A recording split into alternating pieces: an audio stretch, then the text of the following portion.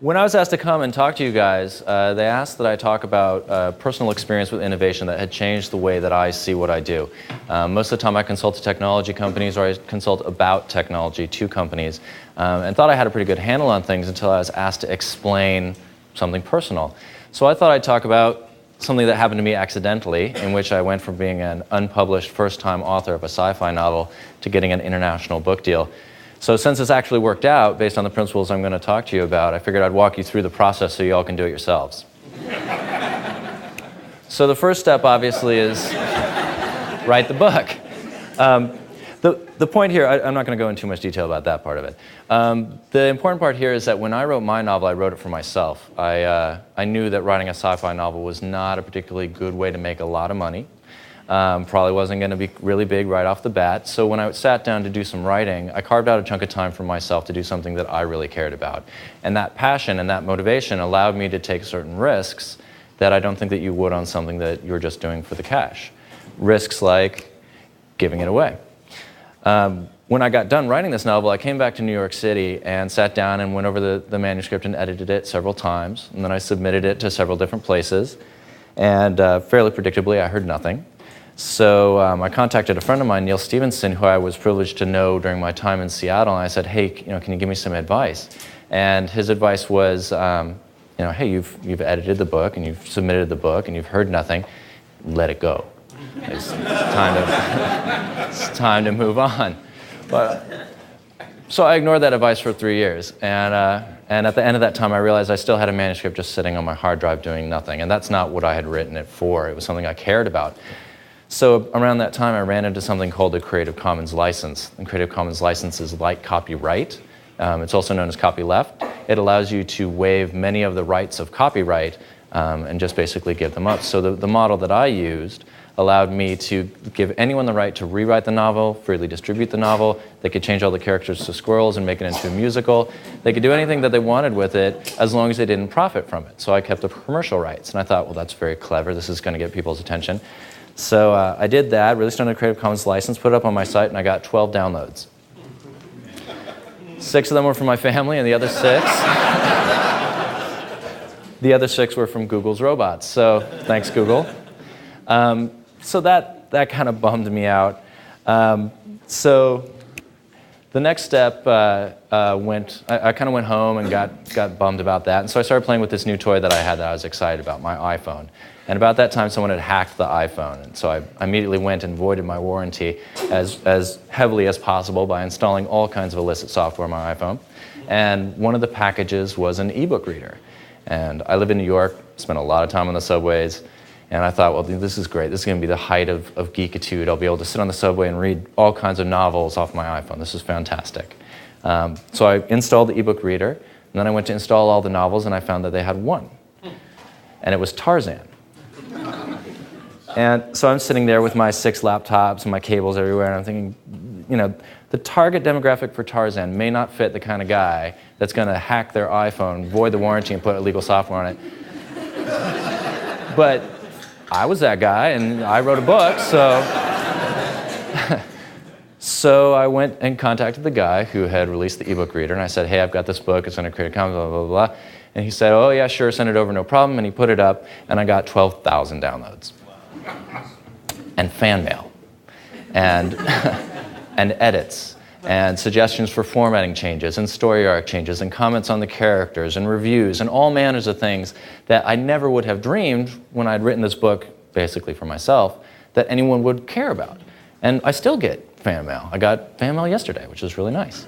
I don't think I can overstate the impact of this. When you pour your heart and soul into something, particularly something like a creative endeavor, like a book, to have 12,000 people read it.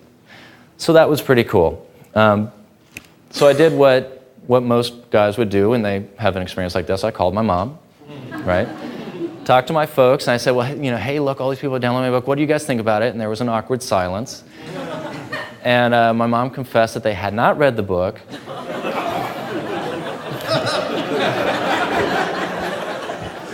Well, there was a reason for it. They had not read the book because it hurt their eyes to read it on the screen.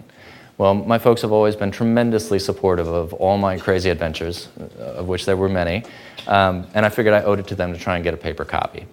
So I started looking around. Looked around on the internet, looked at self-publishing, looked at big publishing houses, which had obviously not worked out. Turns out self-publishing was really expensive. Then I'd have lots of books. I'd have to store them in my apartment, like I said, in New York. There wasn't room for that. So looked around some more. Eventually I found something called print on demand, which is basically what it sounds like. It allows you to submit a manuscript. When someone orders a copy, they print the copy, and then they send it out. And this is really nice for two reasons. The first is the traditional publishing model has them printing thousands and thousands of books that they think will sell. They send some of those to bookstores, and the rest go to a warehouse, where lots of them end up just sitting and leaching heavy metals into the water. So I thought that wasn't very good. I liked the idea of printing on demand. The other nice thing was, because they don't have the upfront costs of printing thousands of these copies, they can go ahead and spend the money to get smaller authors and lesser known authors or reprints or rarer works, which I thought was really cool too. So I went and did that, checked out the website for a few different companies that do it, and realized that I needed cover art. So not being an artist myself, I didn't know what to do about that, so I sent an email out to my alumni list and said, 12,000 people are downloading my book, I have no money, I need a cover. And does anyone know any artists? And 8 different professional artists contacted me, and the deal that we struck was that these 8 artists worked with me to make covers, and I ended up working with Diana Yee, who really gave me what I thought was a great cover. And in exchange for my getting the cover, she got a URL on the back and a mention on the inside, and 12,000 people started downloading her work, which is pretty cool. I mean, if you're an artist, that's a nice thing. So they can all go check out her work and whatnot. So that worked out pretty well. So the next step was I went back to the site and tried to upload the manuscript and the cover and everything, and I ended up screwing it up pretty badly. It was my fault. But in the process, I ended up talking to tech support.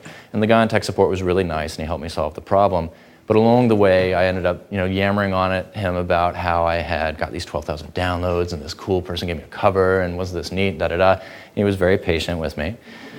And eventually he hung up, and an hour later, I got an email from the head of print on demand for Amazon.com, who said, well, hey, it looks like you're doing something pretty cool here. Why don't we give you a pro account, which lets you make more money per item sold? And why don't we distribute your book internationally, which they didn't normally do for print on demand? And while we're at it, why don't we give you a bunch of free copies? Which is pretty cool, right? So I had gone to get 1 copy for my mom, and now I had several hundred copies that I was handing out at conferences. And I was also selling them to people around the world, which all seemed pretty neat to me. So you all ought to go and do that.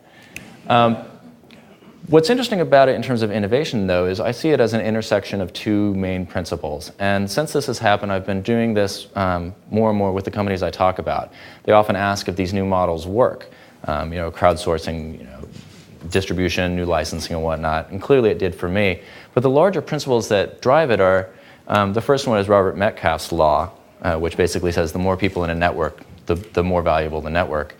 And I think what that means, or what it translates to in terms of innovation, is the more people you can contact, the better your chances of getting lucky. And I don't mean that in like the eHarmony sense of the word, but rather it was sort of luck that I got a hold of Neil Stephenson or Diana Yee or the head of print on demand. But it was because of the new technologies that I was able to do that at all. The other principle is a quote from Linus Pauling, which I think is really true. It's never been cheaper to try things. It's never been cheaper to launch a website, as the guys from Best Buy pointed out. It's very inexpensive to take an idea, throw it up on the web, and see what kind of results you get. And that allows you to respond. When I started with this whole thing, I did not expect that I would end up having a deal with Amazon for international distribution. It was one step at a time, trying different things and seeing what worked. So I think that that's a big part of it. The other aspect is, as people have pointed out, my book was the second novel on the iPhone, the first modern novel on the iPhone. And how are they going to do that? Well, you're not. But there's all sorts of other technologies out there. There's new software platforms, there's new hardware platforms, there's new things coming out all the time. And increasingly, they're coming out in a variety of different ways. So the chance that you can take an idea that you've got, that you're passionate about, and plug that into something that might get some ground exists. In closing, I wanted to highlight this fact that this story that I'm telling you is not about the technologies. It's not Amazon's print-on-demand service or a mailing list or MySpace or any key technology that made this all happen. It's the human relationships. And I find that as I get hyped up about all these different technologies, I sometimes lose view of the fact that it is about the people. And I think that the people are really central to what we do in terms of innovation. Thanks very much.